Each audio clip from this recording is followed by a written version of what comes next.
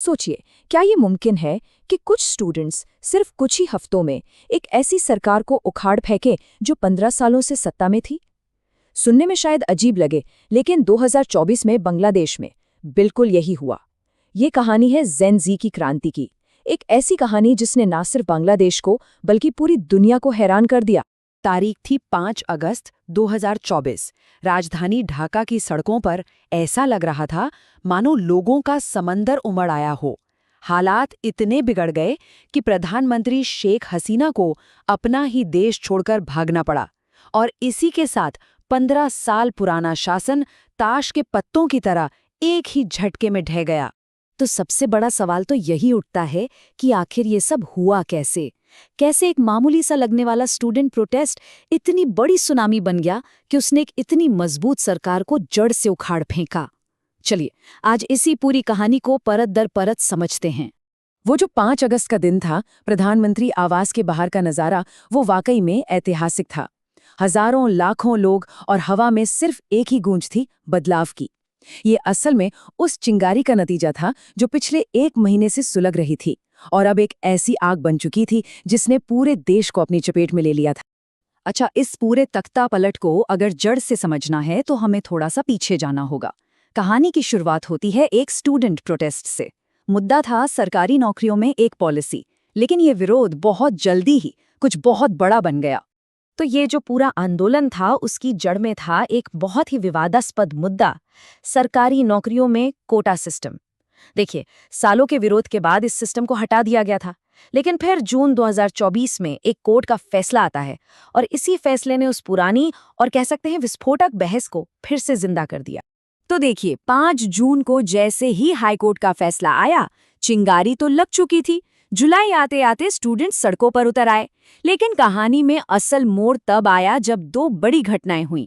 पहली 14 जुलाई को प्रधानमंत्री शेख हसीना का एक बयान, और दूसरी ठीक 2 दिन बाद 16 जुलाई को अबू सईद नाम के एक स्टूडेंट की मौत। बस इन 2 घटनाओं ने इस पूरे आंदोलन का रुख ही मोड़ दिया। तो हुआ ये कि 14 जुलाई को शेख हसीना ने प्रदर्शन कर रहे स्टूडेंट्स पर निशाना साधा। उन्होंने एक सवाल पूछा कि अगर स्वतंत्रता सेनानियों के बच्चों को कोटा नहीं मिलेगा तो क्या रजाकारों के बच्चों को मिलेगा? अब ये रजाकार शब्द समझना जरूरी है।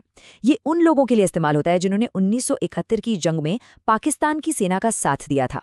मतलब एक तरह से प्रधानमंत्री इन स्टूडेंट्स को देशद्रोही कह रही थी, और ये एक ऐसा बयान था जिसने सच में आग में घी डालने का काम। लेकिन यहाँ स्टूडेंट्स ने जो किया वो कमाल था। उन्होंने इस अपमान का जवाब बड़े ही अनोखे अंदाज में दिया। उन्होंने इस इल्जाम को ही अपना नारा बना लिया। सड़कें गूंजने लगीं, तुम कौन हो, मैं कौन हूं, रजाकार रजाकार। मतलब जो शब्द उन्हें नीचा दिखाने के लिए इस्तेमाल हुआ था, वही अब सरकार के खिलाफ विरोध का सबसे बड़ा सिंबल बन गया। अच्छा, स्टूडेंट्स के इस जवाब के बाद सरकार का पारा चढ़ गया। उन्होंने अपनी पूरी ताकत से पलटवार करने का फैसला किया, और बस यहीं से ये प्रोटेस्ट एक देशव्यापी और हिंसक विद्रोह में बदल गया। सरकार का जवाब बेहद क्रूर था। पुलिस और यहाँ तक कि सत्ताधारी पार्टी के समर्थकों ने भी निहत्थे स्टूडेंट्स पर हमला कर दिया। सड़कों पर सचमुच खून बहने लगा और सैकड़ों लोगों की जानें गई। बांग्लादेश के इतिहास का ये जो काला अध्याय है, इसे अब जुलाई हत्याकांड के नाम से जाना जाता है। अब ये हिंसा कितनी भयानक थी, इसका अंदाजा आप मौतों के आंकड़ों से लगा सकते हैं जो अलग अलग आ रहे थे। देखिए, शुरू में जो अंतरिम सरकार बनी उसने कहा कि 834 से ज्यादा लोग मारे गए। पर ये तो सिर्फ शुरुआत थी। कुछ ही समय बाद बांग्लादेश के ही हेल्थ मिनिस्ट्री ने ये आंकड़ा बढ़ाकर 1000 से भी ज्यादा कर दिया। और फिर आई यूनाइटेड नेशंस की रिपोर्ट, और उनके हिसाब से ये आंकड़ा 1400 के भी पार था। तो आप देखिए, नंबर चाहे जो भी हो, एक बात तो साफ है, इस क्रूर कार्रवाई की इंसानी कीमत बहुत बहुत बड़ी थी। तो शेख हसीना तो चली गईं। लगा कि अब सब ठीक हो जाएगा, लेकिन जश्न का माहौल बहुत जल्दी खत्म हो गया।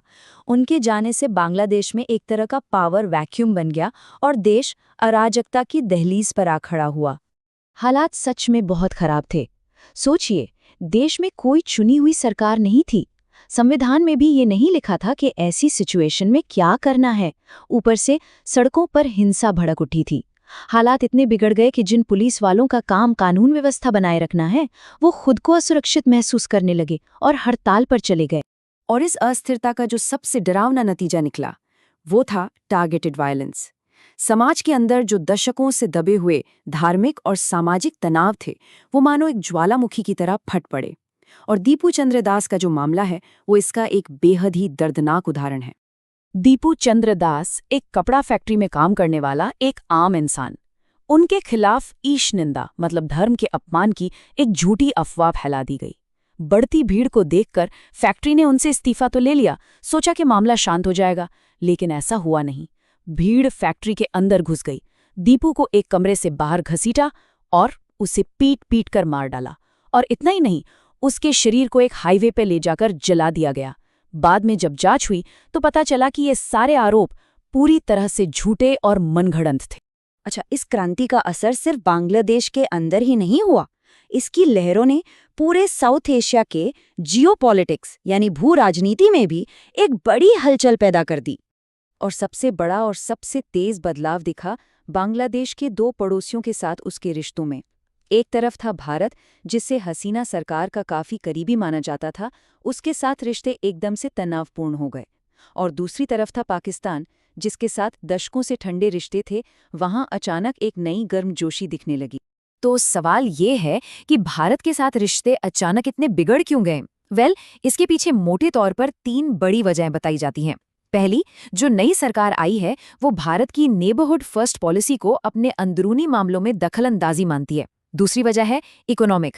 दोनों देशों के बीच $10 अरब से ज्यादा का ट्रेड डेफिसिट है, मतलब व्यापार घाटा, जिससे एक असमानता की भावना आती है। और तीसरी, बांग्लादेश अब अपनी फॉरेन पॉलिसी में पूरी आज़ादी चाहता है, जो भारत के इस इलाके में लीडरशिप वाले रोल से कहीं ना कहीं टकराता है। अब इस पूरी जियोपॉलिटिकल शतरंज की बिसात पर एक और बड़ा खिलाड़ी है, चीन। चीन के साथ बांग्लादेश के रिश्ते काफी कॉम्प्लेक्स हैं, लेकिन बहुत जरूरी भी। नई सरकार ने भी देश के विकास के लिए चीन के साथ पार्टनरशिप जारी रखी है, खास तौर पर चीन के बड़े project belt and road initiative में। लेकिन साथ ही आम लोगों में चीन के कर्ज के जाल यानी डेट ट्रैप और करप्शन को लेकर जो चिंताएं थीं, वो अब भी बनी हुई हैं। तो अब हम आते हैं सबसे बड़े सवाल पर। ये जो दुनिया की पहली सफल जेन जेड क्रांति हुई, इसने बांग्लादेश को अपनी किस्मत फिर से लिखने का एक मौका तो दिया है, लेकिन असली सवाल ये है कि क्या ये नई युवा पीढ़ी एक स्थिर, एक समृद्ध और एक ऐसा बांग्लादेश बना पाएगी जहां सब लोग शामिल हों? ये वो सवाल है जिस पर आज पूरी दुनिया की नजरें टिकी हुई हैं, और इसका जवाब हमें आने वाला वक्त ही देगा।